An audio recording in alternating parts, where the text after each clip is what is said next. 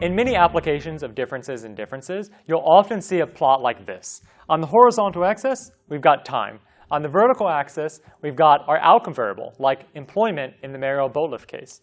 Then we've got two lines, one for the treatment group, like Miami, and one for the control group, like the comparison cities. Now, suppose that the boat lift happens some other time in the future, that for all of these time periods, there isn't massive immigration in either Miami or in the comparison cities.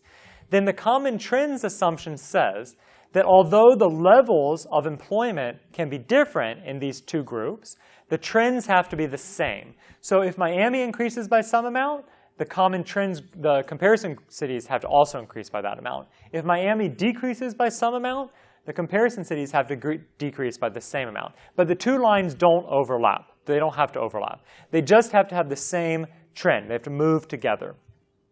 Okay.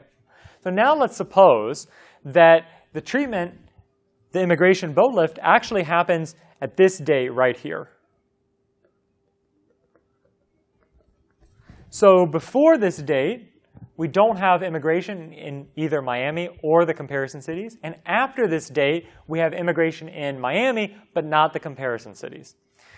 Well, let's think about the first case, where immigration doesn't have any effect whatsoever on employment. Then what would we see? Well, before immigration happens, we would see exactly this.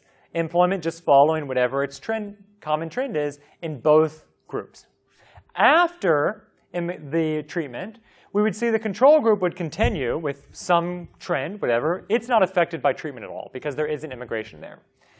But in the treatment group, Miami, what would happen there? Well, supposing that immigration doesn't have any effect, then we know that the trend in the control group is going to continue exactly as in the treatment group. So we're going to see the control group, it didn't change employment. So in Miami, employment's also not going to change because of common trends.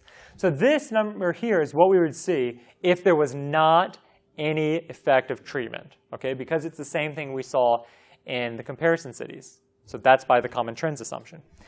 Well, now suppose that there actually was a positive treatment effect of immigration on employment. So immigration increased employment. Then what would we see? Well, we wouldn't see this line here. Instead, we would see some higher number like this. And so we would see this trend line. So what does that mean? Well, it means that there's now a gap between what we see and what we would have seen had the common trend from the comparison group continued. That gap is precisely the treatment effect of immigration on employment. It's the gap between what we see and what would have happened had the common trend continued. So this is precisely the number we compute with the differences in differences estimate. Okay, so that's what's going on. Let's take a look at the real data.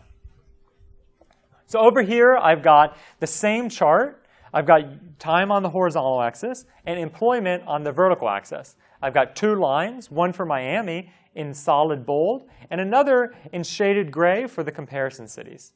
And here I've drawn a vertical line showing when the Mariel boat lift happened.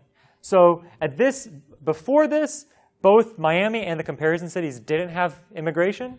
After this, Miami had this massive immigration and the comparison cities did not. Well, so what do we see?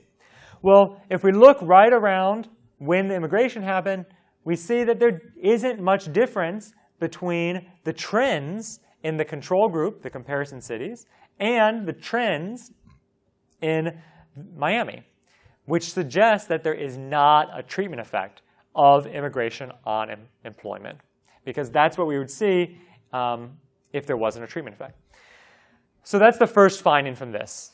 It suggests there isn't a treatment effect. Second, if we look before in this pre-group, before migration, we can compare the trends in Miami with the trends in the comparison group. And we see that the trends are basically the same. So this suggests that the common trend assumption for these dates probably holds. So this is often given as evidence for the common trends assumptions in papers by looking at the trends many years before the treatment actually occurred.